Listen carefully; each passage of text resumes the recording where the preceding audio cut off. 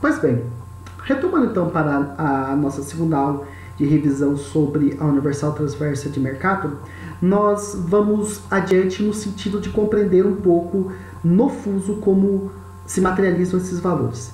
Então, eu tenho, neste caso, o meridiano central, e esse meridiano central, ele marca uma variação com relação ao eixo X.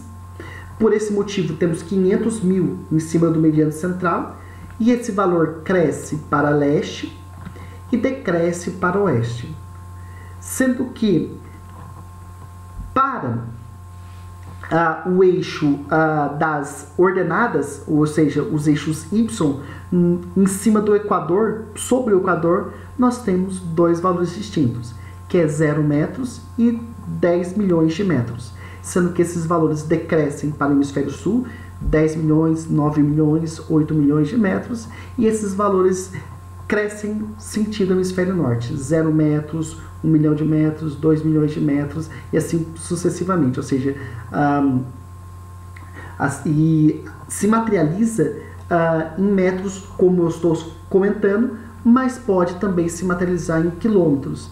Lembrando que SIGs e softwares de topografia sempre buscam trabalhar com metros, pois ele torna o número mais preciso no sentido de evitar casas decimais muito elevadas.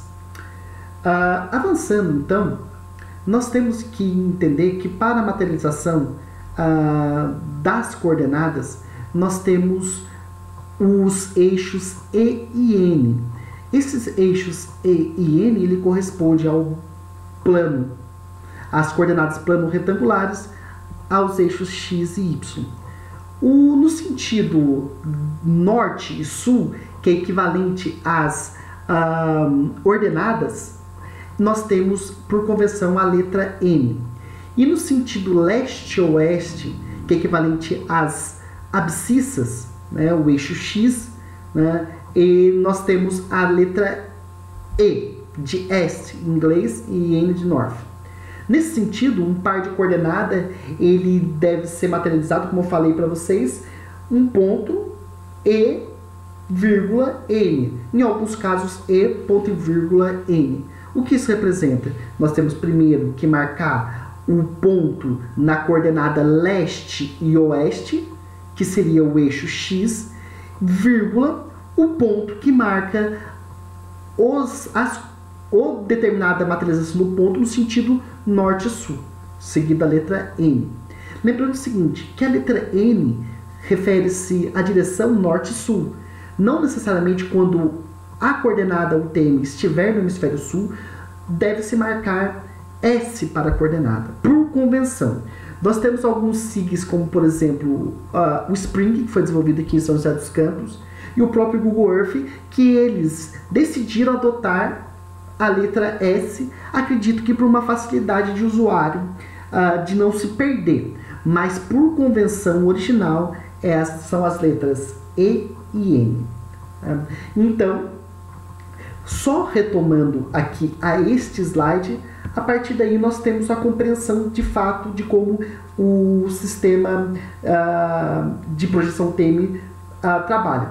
Nós temos então o equador, que nós temos dois valores, 0 e 10 milhões, e nós temos o meridiano central, que tem um valor fixo, 500 mil, sendo que o meridiano de secância, nesse caso, que está a 180 km a leste e a oeste do meridiano central, é o ponto de menor distorção. Lembrando que sempre a distorção é algo natural da projeção TM e de qualquer outro tipo de projeção.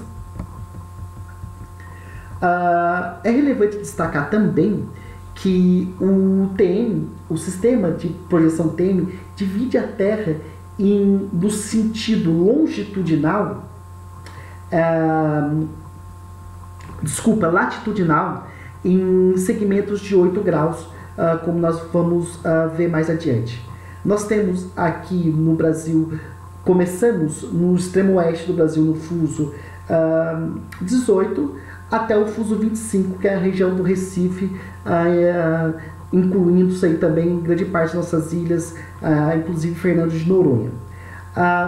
Aqui nós temos a materialização da divisão dos fusos UTM no Brasil. Lembrando que os valores do fuso, eles se repetem em todos os fusos, 1, 2, 3, 4. O que distingue cada um deles é qual fuso ele se encontra. Por esse motivo, quando nós colocamos a coordenada EN, ou seja, XY, em primeiro lugar, além de materializar isso, é indicar no começo dela o fuso na qual nós nos encontramos. No caso, a região do Vale do Paraíba, fuso 23. Então, eu preparei aqui o software do Google Earth. Nesse caso aqui está em coordenadas geográficas. Nós vamos fazer a alteração desse para o Universal Transverso de Mercator. E nós vemos basicamente o que nós estávamos observando em teoria. Nós temos então os fusos, que são os segmentos, né, longitudinais.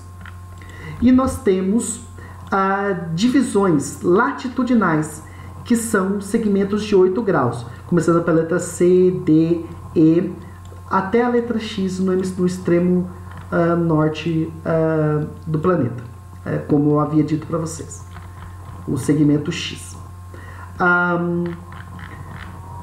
Nós temos também que observar que a partir do hemisfério de 84 graus norte não há uma cobertura da projeção UTM, e 80 graus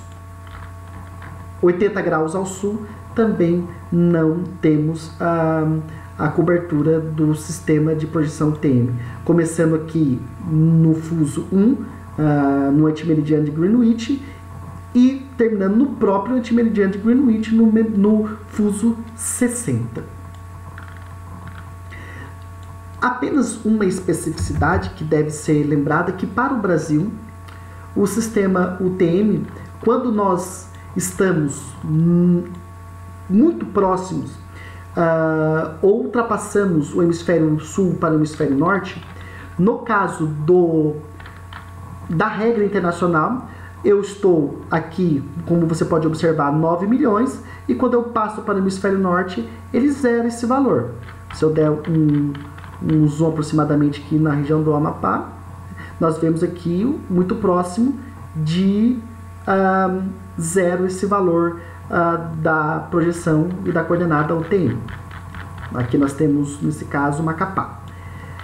No Brasil, para facilitar os levantamentos, a partir de 10 milhões mantém-se a letra norte como referência, enquanto 10 milhões e 1, 2, 3, 4 e assim sucessivamente.